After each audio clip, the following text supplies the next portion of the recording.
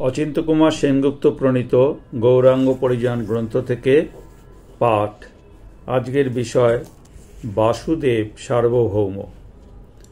ওম গুরবে গৌরচন্দ্রায় রাধিকায় তদালয়ে কৃষ্ণায় কৃষ্ণ ভক্তায় তদ্ভক্তায় নমো নমঃ। নিত্যানন্দ মহাপ্রভুর যে দণ্ড ভঙ্গ করে দিয়েছিলেন, তারপর ক্রুদ্ধ হয়ে মহাপ্রভু একাই এগিয়ে চললেন পুরীর মন্দিরের পথে।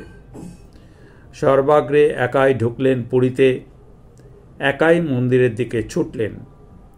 একাকী না গেলে যে সার্বভৌমকে উদ্ধার করা হয় না।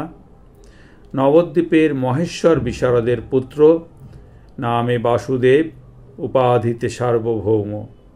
সর্বশাস্ত্রে সুপণ্ডিত, ন্যায়ে ও বেদান্তে বিশেষ অধিকার, কুতর্ক কর্কশ। অদ্বৈতপন্থী নির্বিশেষ ব্রহ্মবাদ স্থাপনই একমাত্র উপজীব্য। ভক্তিবাদের ধারও মারায় না। যদি কেউ ভক্তির কথা তোলে, তর্কে তার নিরসন করে। প্রভু মন্দিরে ঢুকে জগন্নাথকে দেখে অস্থির হয়ে উঠলেন, ছুটলেন আলিঙ্গন করতে। কিন্তু রত্নবেদিতে পৌঁছবার আগেই মন্দিরের মধ্যেই প্রেমাবেশে মূর্ছিত হয়ে পড়লেন। ছড়িদাররা তাকে মারতে ছুটল। দৈবক্রমে মন্দিরে তখন সার্বভৌম উপস্থিত। সে গিয়ে এসে ছড়িদারদের বাধা দিল। রাজা প্রতাপ রুদ্রের সভাপণ্ডিত, গুরু ও মন্ত্রী সার্বভৌমের আদেশ অমান্য করা অর্থ রাজার আদেশ লঙ্ঘন করা। ছড়িদাররা তাই নিরস্ত হল। কিন্তু সার্বভৌমের বারণ করার কারণ কি? তিনি ভক্তিভাবের বিরোধী হলেও কৃষ্ণপ্রেমের লক্ষণ কি তা সার্বভৌমের জানা ছিল। এই মূর্ছাপ্রাপ্ত লোকটির শরীরে যে সেই প্রেমলক্ষণ পরিস্ফুট।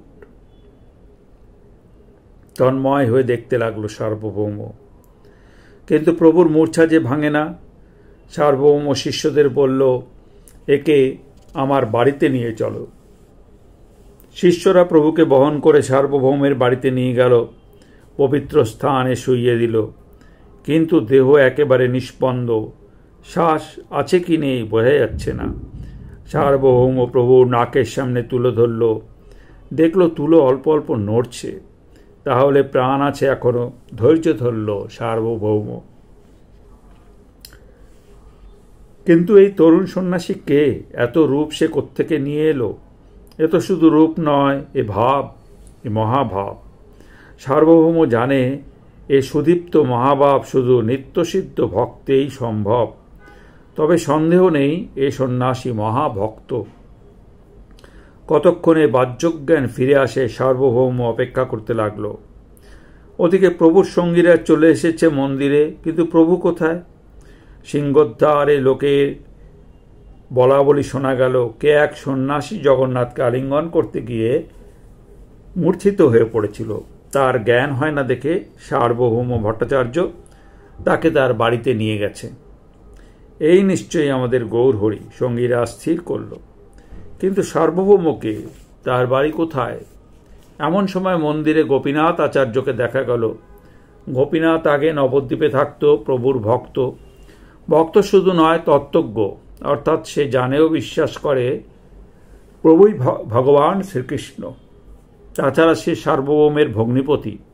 মুকুন্দ তাকে চেনে। ভালোই হয়েছে, আপনার দেখা পেয়েছি।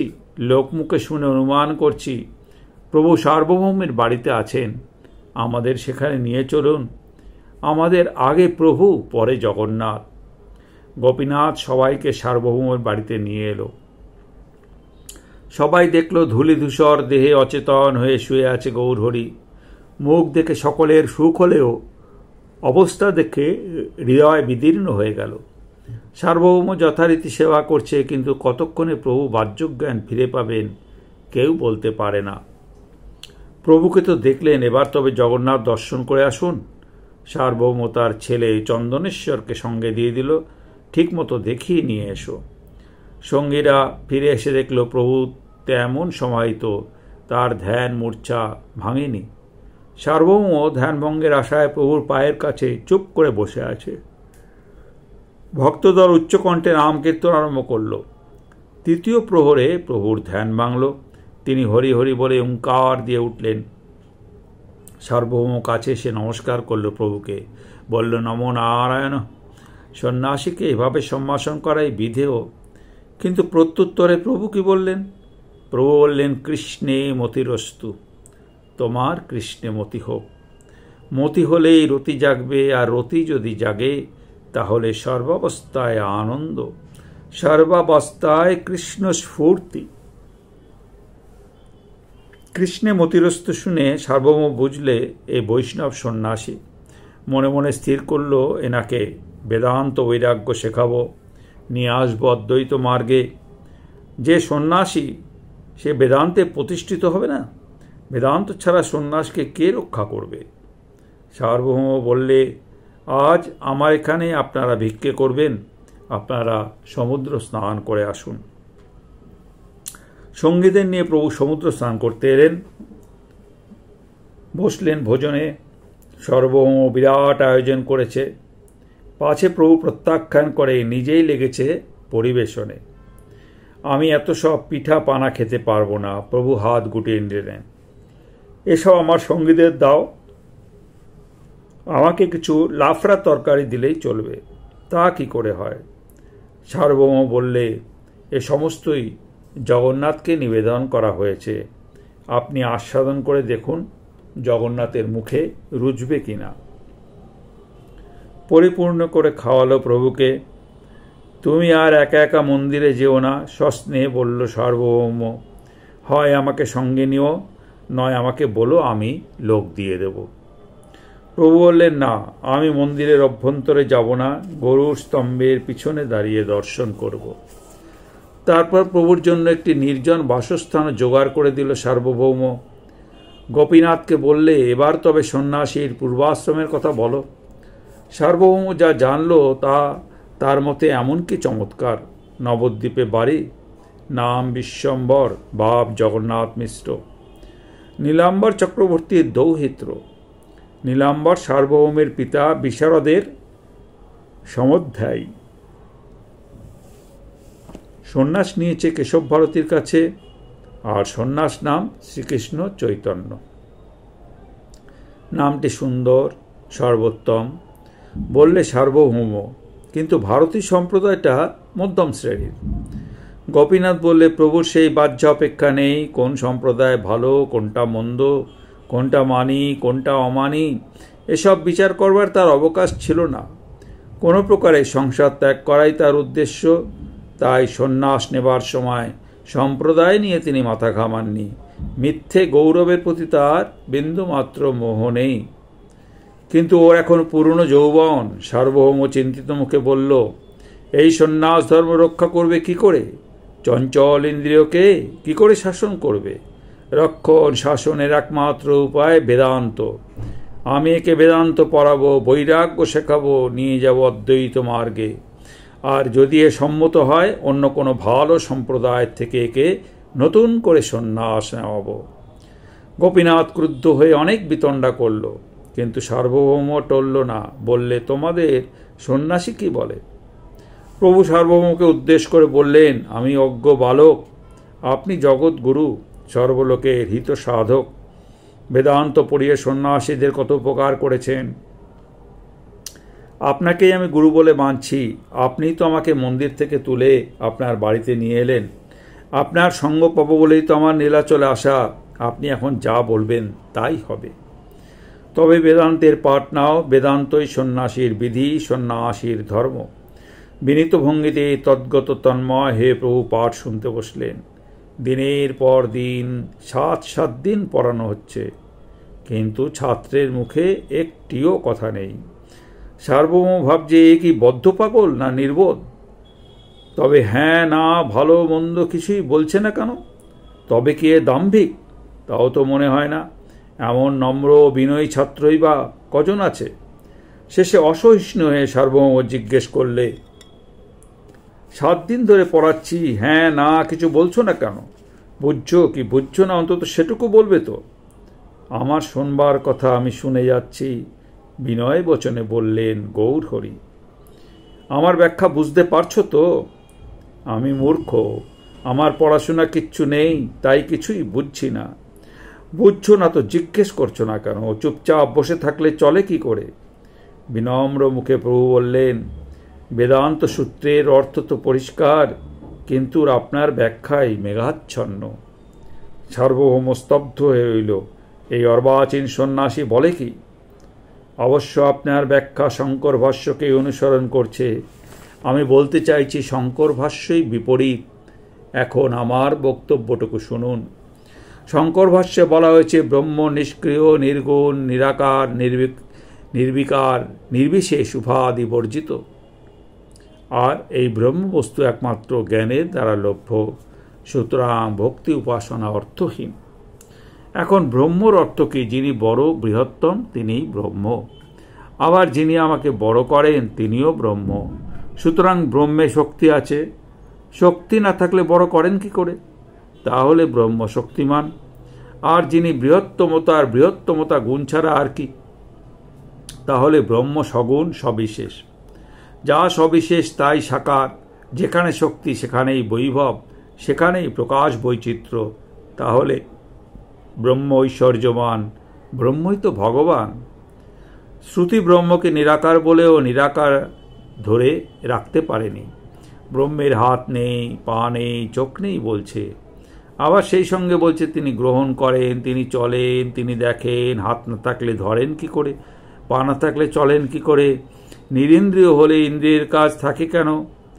আরও দেখুন, বলছে এই আত্মা বহু অধ্যয়নে পাওয়া যায় না, না বা মেধায়, না বা বহু বেদ শ্রবণে। এই আত্মা যাকে বরণ করেন, কৃপা করেন, একমাত্র তারই কাছে তিনি নিজের তনু বা স্বরূপকে প্রকাশ করেন। তাহলে আত্মার তনু আছে, শরীর আছে। যদি তিনি অশরীরী, তবে আবার তিনি শতনু হন কি করে? এর সমাধান কি? এর সমাধান হচ্ছে ব্রহ্মের প্রাকৃত শরীর নেই, প্রাকৃত আকার নেই, প্রাকৃত ইন্দ্রিয় নেই। ব্রহ্মের দেহ শুধু সত্যময়, চিন্ময়, অপ্রাকৃত। তার বিভূতি দেহ সব চিদাকার। সুতরাং শ্রীকৃষ্ণ অপ্রাকৃত, অনন্ত গুণ সমন্বিত, পূর্ণানন্দ ঘন মূর্তি। শোনো, আরও বলছি, ঈশ্বরই জগৎরূপে পরিণত হয়েছেন। বলতে পারো, জগৎ যদি ঈশ্বরের পরিণাম হয় তবে তো ঈশ্বর বিকারী হলেন। না, নিজের অচিন্ত শক্তির প্রভাবে ঈশ্বর জগৎ রূপে পরিণত হয়েও অবিকৃত থাকেন। জগৎ ভ্রম নয়, মায়া নয়, মিথ্যা নয়।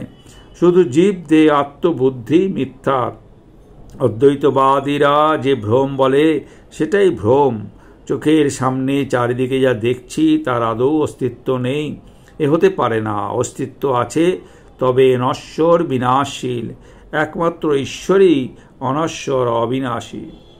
শঙ্কর জীবে ব্রহ্মে অভেদ করতে চেয়েছে, তাই তত্ত্বমসির মানে করতে চেয়েছে তুমি জীব আর তুমি সেই ব্রহ্ম। কিন্তু তত্ত্বমসির আরেক অর্থ বিধেয়, তস্যতম তত্ত্বম, অর্থাৎ তার তুমি।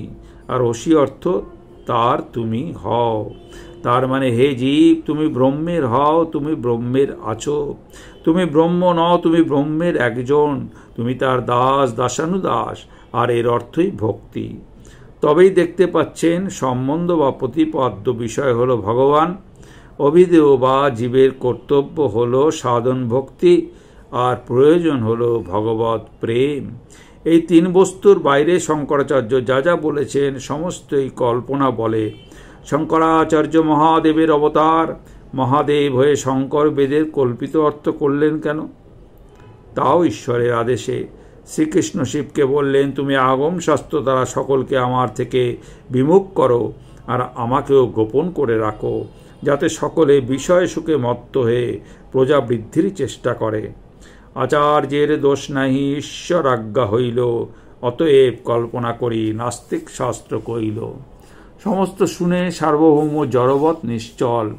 নির্বিশেষবাদ খণ্ডন হলো, স্থাপন হলো সবিশেষবাদ। সম্বন্ধ ভগবান, অভিধেয় ভক্তি, প্রয়োজন প্রেম।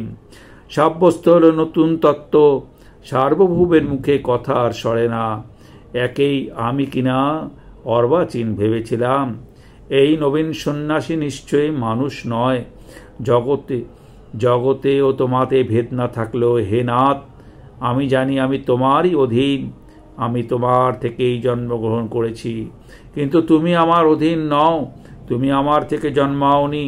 ঢেউ আর সমুদ্রে ভেদ না থাকলেও এ নিশ্চিত যে সমুদ্রেরই ঢেউ, ঢেউয়ের সমুদ্র নয়। অহংকার ছাড়া আর কি আছে সন্ন্যাসে? দণ্ড ধরেই নিজেকে মহাজ্ঞানী ভাবে কোথাও হাত জোর করে না। ভগবান অন্তর্যামী রূপে সকল দেহেই অধিষ্ঠান করছেন, তবু ধর্মধ্বজী সন্ন্যাসী তাদের প্রণাম করে না।